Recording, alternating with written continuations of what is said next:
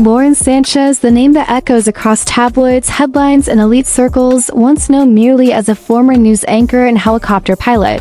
She has now evolved or perhaps transformed into a symbol of ambition, contradiction, and power. Her journey from Albuquerque, New Mexico to the arms of the world's richest man is not just a fairy tale or a scandal, it's a whirlwind of privilege, ambition, heartbreak, and enigma. Lauren's early life was cushioned by wealth, her father involved in aviation, her mother a political aide in Los Angeles, but even privilege has its pains. Diagnosed with dyslexia in college, she was devastated, thinking her dream of journalism had ended before it began. And just when life seemed to close one door, she opened another.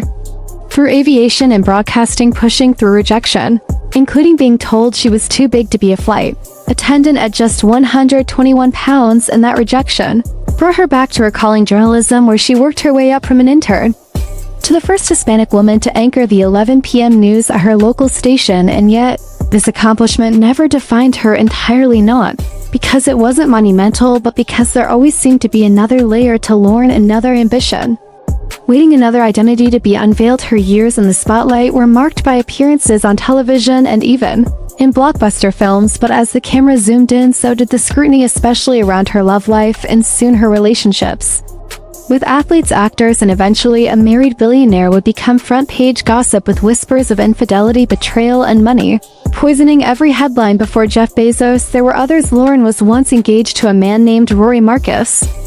During her intern days, a relationship that fizzled quietly, then came Anthony Miller. Confused about the administration? I find this really hard to reconcile, so I tried to figure it out. I couldn't find much on her political beliefs, and I'm really not surprised by that. Obviously, she did work for Fox, so some people speculate that that's all you need to know, but I think it's more nuanced than that. But I don't know. Recently, she shared a reel calling out racist and sexist rage baiting just days after Donald Trump blamed DEI initiatives for a fatal American Airlines crash. Lauren posted a video from an NYU professor that criticizes the strategy of generating clicks by stirring division. I'm in marketing, and we fought from 45 to 95 sex of the century in 2019.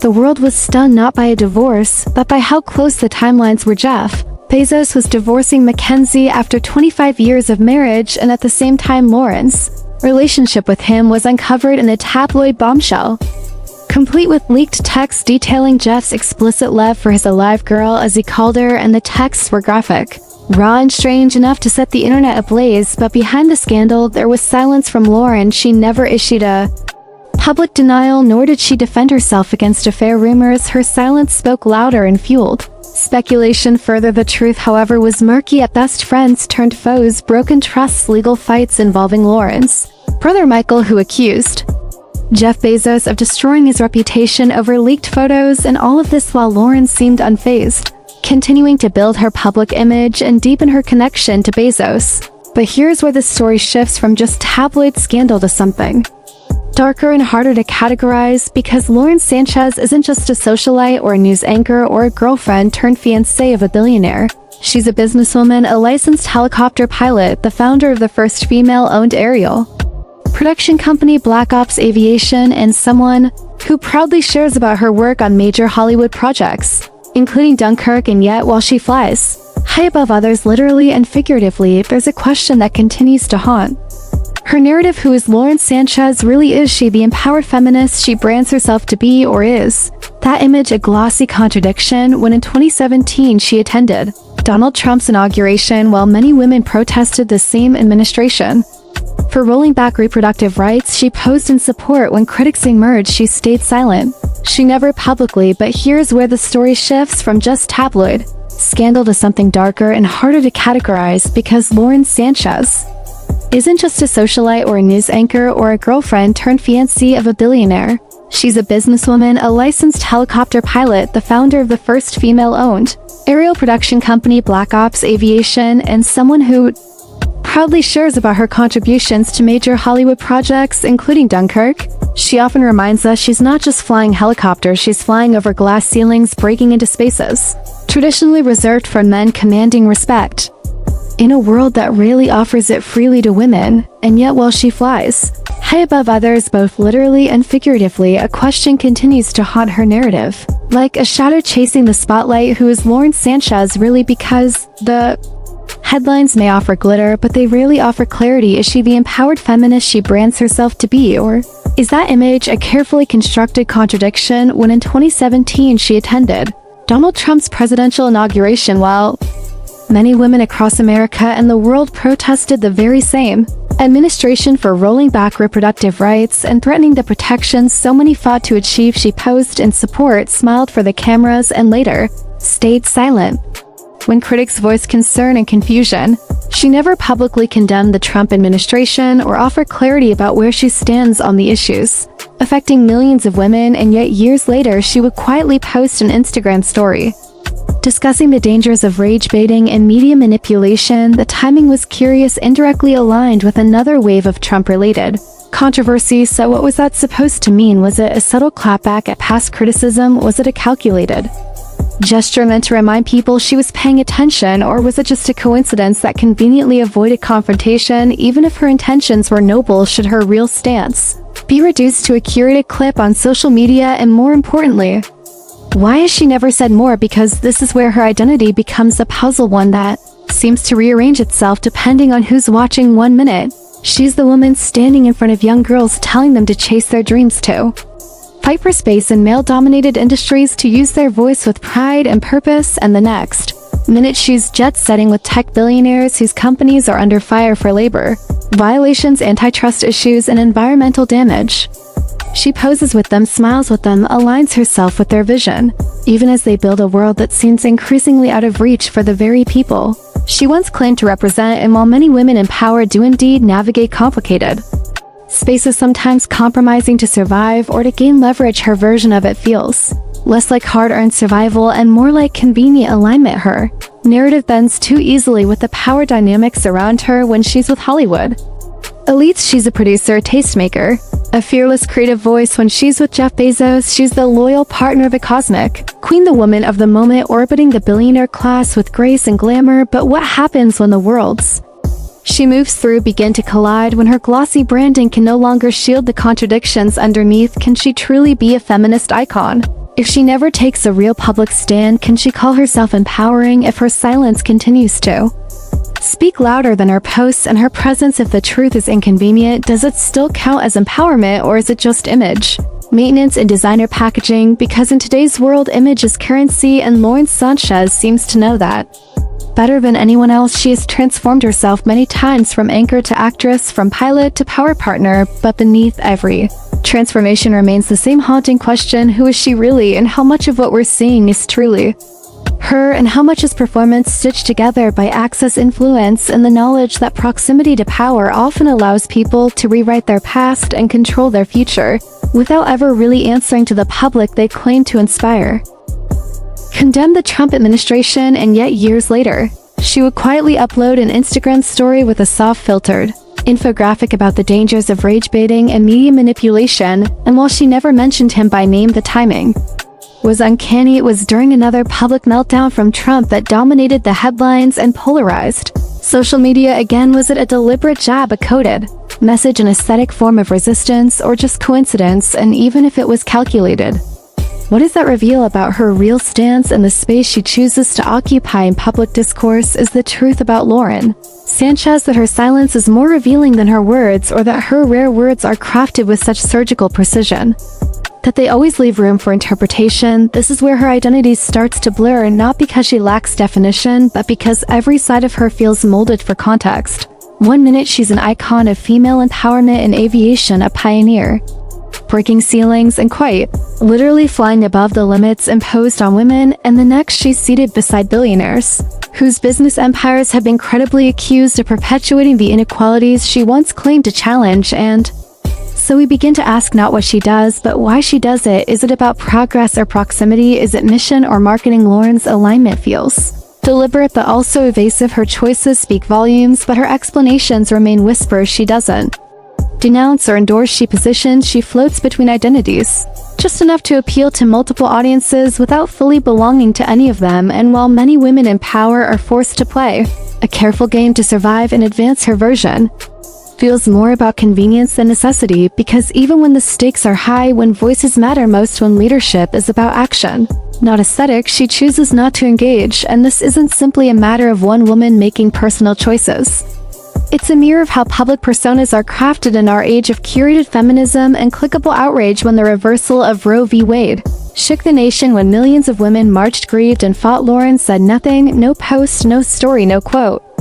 Not even a whisper from the woman who has built a public brand, partially in celebrating women and their strength. And when immigrant children were caged and families torn apart under policies her former critics enforced, she didn't revisit her past condemnations or offer a new perspective. She stayed silent again, and that pattern becomes hard to ignore. Her silence is not just personal, it's political, because Lauren Sánchez is not a private citizen living quietly out of the spotlight.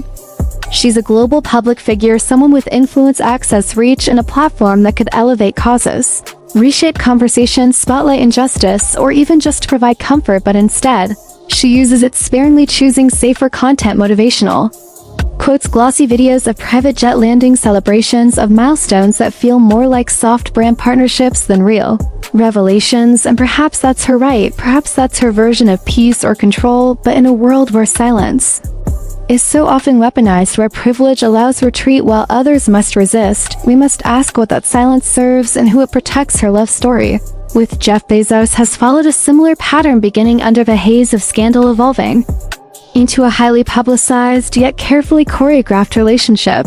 Their outings are opulent, curated, and increasingly symbolic. They vacation on yachts whose costs rival national budgets.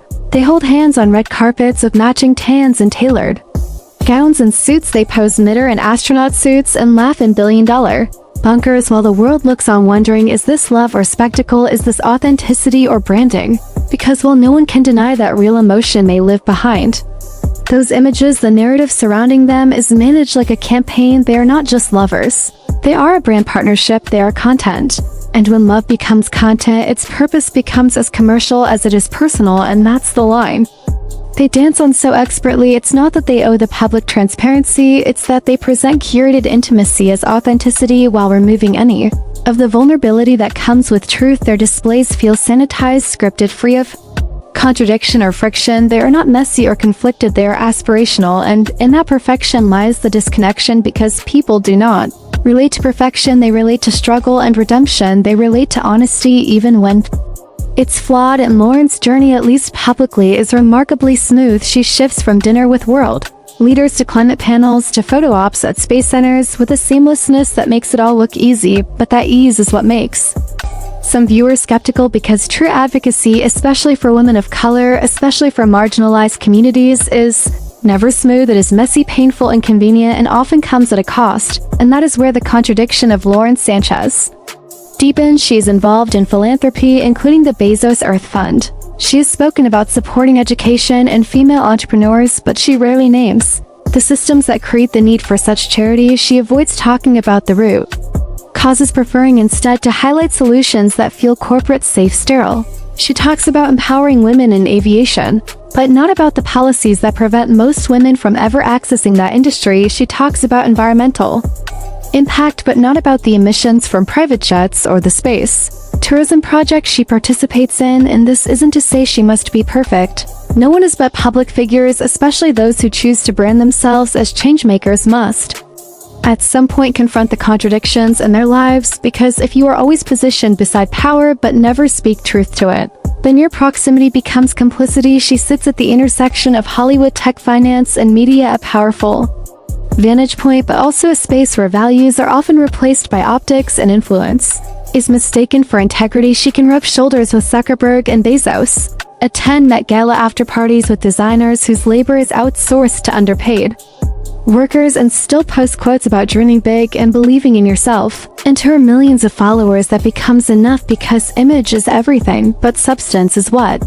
matters. And when substance is missing, we're left with a hologram, a reflection, not a person, and that reflection is harder to connect with. It creates admiration, but not inspiration, because inspiration requires vulnerability, and Lauren rarely gives that. Even her interviews are carefully managed. She chooses safe questions, gentle topics, nothing too political, too emotional, or too raw. Her media appearances often focus on her love for flying her children, her fashion choices, and occasionally her philanthropic work, but rarely ever touch the controversies or Crises that swirl just beneath the surface, and that editorial control is powerful. It lets her write her own story on her terms, but it also leaves audiences wondering what's real and what's rehearsed, because when every word is a soundbite, and every appearance a photo op, the lines between performance and purpose become impossible to see. This is not about blaming Lauren Sánchez for being strategic. It's about asking what her strategy reveals about the world she's trying to shape. Because she does have power, she has the ear of one of the most powerful men on the planet. She has the resources to fund anything, speak to anyone, change something if she chooses, and yet she chooses restraint not because she lacks opinion, but perhaps because those opinions might make her less profitable, less palatable, or less protected in the rarefied world she now occupies. And that's what makes her story so haunting, because the more she gains, the less we seem to know her, and maybe that's the point. Maybe she doesn't want to be known, maybe visibility is enough, maybe she believes she can influence without ever having to disclose what she believes. But in an age where influence shapes democracy, justice, and truth, can we really afford influencers who never take a stand? And that is where the paradox of Lauren Sánchez begins and ends. A woman who rose from behind the camera to being the center of attention, a pilot who now flies through spaces few women have ever entered, a Latina who once broke barriers in newsrooms, now breaking champagne on billion-dollar yachts, and through it all a curated mystery. Some call her a hypocrite, others say she's just strategic, some think she's misunderstood, others believe she's marketing personified, but all of them are watching, all of them are waiting for something real, for something raw, for something that feels like it was born from pain or purpose and not just a PR schedule. Because the truth is, real power doesn't come from being seen, it comes from being willing to be known, and that takes risk, that takes courage, and above all, that takes honesty. Not the filter kind, not the corporate approved kind, but the kind that says, this is who I am and this is what I will no longer stay silent about. Until then, the questions remain: who is Lauren Sánchez? What does she stand for? And where does her loyalty lie? And maybe we were never meant to know, or maybe she's still figuring it out herself, or maybe, just maybe, the woman who flies above the clouds is also hiding behind them, waiting for the storm to pass before she speaks, or perhaps waiting for the perfect moment to finally be real. Absolutely. And so we return once more to the enduring paradox of Lauren Sánchez, the woman who defies traditional categorization, not because she is unknowable, but because she remains carefully and almost stubbornly undefined. She is the helicopter pilot who broke gender expectations in aviation, and the media mogul who leveraged her access to shape stories from behind the camera. She's the advocate who rarely advocates in any clear or consistent way, and the influencer who exerts influence not through passionate declarations or bold campaigns, but through association, presence, and proximity. A woman whose power seems derived not from what she says, but from who she stands beside, and who she's seen with in the high-ceilinged boardrooms, the velvet-roped galas, and the rarefied dinner parties of Silicon Valley and Hollywood.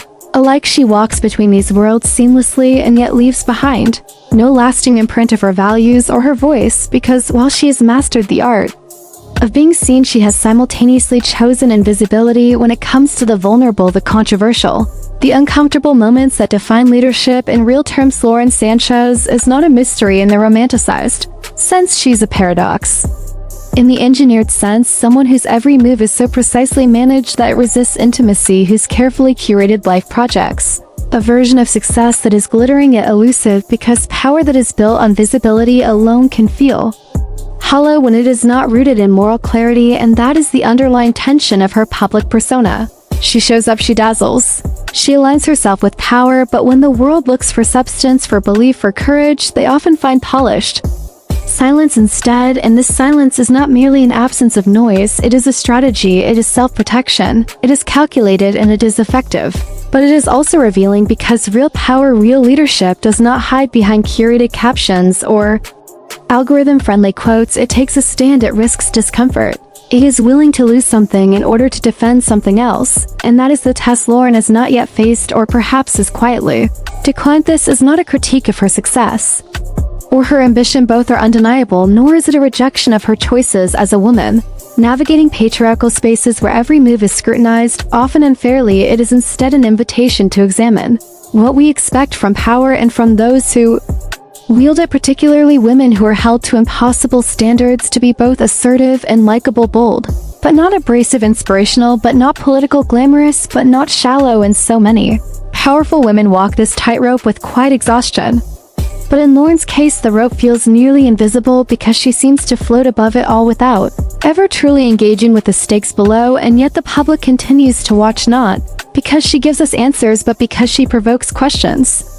Questions about authenticity, about empowerment, about the price of a vice, of visibility in a world that demands performance over principle. Some say she's a hypocrite, that she talks about empowering women but avoids the messy work of advocacy that she benefits from progressive branding while remaining cozy with the status quo. Others say she's misunderstood, that she is playing the long game, staying quiet in public so she can operate with more influence behind the scenes, that her restraint is not indifference but maturity, that not every battle needs to be fought on Instagram or in headlines. Some admire her resilience, her ability to survive the brutality of public scandal and emerge more powerful than ever, to rise through industries dominated by men and redefine what a woman can be at the intersection of business, celebrity, and power, while others question her integrity, her motivations, her silence, her priorities, her loyalties. But no matter where you fall on that spectrum, the truth is this: her story is not just about her, it's about us. It's about how we as a society reward image over action, how we conflate relevance with virtue, and how modern fame has evolved into a kind of armor that protects its wearer even from their own accountability. Live in an age where appearances often matter more than impact, where the right photo with the right person can replace a lifetime of work, where affiliation becomes ideology and branding becomes belief. And Lauren Sánchez lives at the epicenter of that cultural moment. She is not the only one, but she may be one of the most intriguing case studies of how women in power are both celebrated and scrutinized, not for what they say or do, but for how well they perform a particular kind of feminine success, polished, strategic, visually empowering, but often ideologically vacant. And that is not an insult, it is a reflection of where we are and what we have come to accept from our public figures. We don't ask for vision, we ask for vibes. We don't ask for sacrifice, we ask for aesthetic. And in that world, Lauren Sánchez excels. She is the master of controlled exposure. She shows just enough to keep us interested, but never enough to feel truly seen. And yet it must be said again, and said clearly, every powerful woman has the right to rewrite her own narrative. She is not obligated to be an activist or a spokesperson or a lightning rod for controversy. She does not owe anyone her trauma, her opinions, or her platform.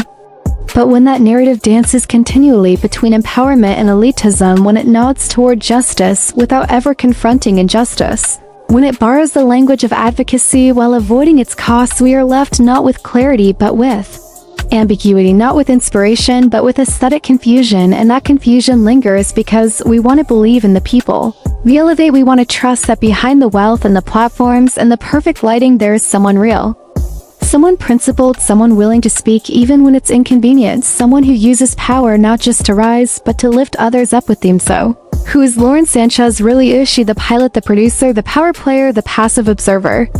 Is she a woman reinventing herself in real time, or someone who's already decided who she needs to be and simply doesn't owe the public any explanations? Or is she something else entirely, a mirror held up to a culture that asks women to be everything but penalizes them when they are too much of anything? And perhaps that is the answer, that there is no single version of her that fits neatly into our expectations. Perhaps the woman who flies above the clouds is also the one hiding behind them, using altitude as metaphor for privacy, building a brand that feels progressive enough for applause, but conservative enough for corporate safety. And in doing so, she remains powerful but distant, inspirational but indistinct, visible but ultimately unknowable. And that is the unfinished journey, not because she hasn't achieved enough, but because the public has never been given a chance to truly connect with her truth. Whatever that truth may be, it remains cloaked in aesthetic and strategy, glimpsed only in curated moments and polished magazine profiles. And perhaps that is the modern condition of fame, to be known by millions and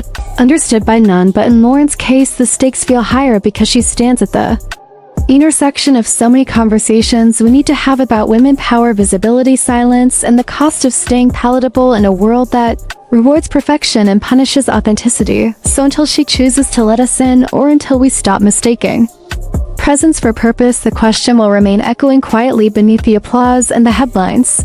Who is Lauren Sánchez really? And will we ever get an answer, or just another angle, another caption, another carefully chosen quote floating just above the clouds, where the real story still waits to be told? This video covers legal allegations in a news context. All claims are from official filings and no guilt is implied until proven in court, please. Keep all discussions respectful. Allegations are not facts until proven in court.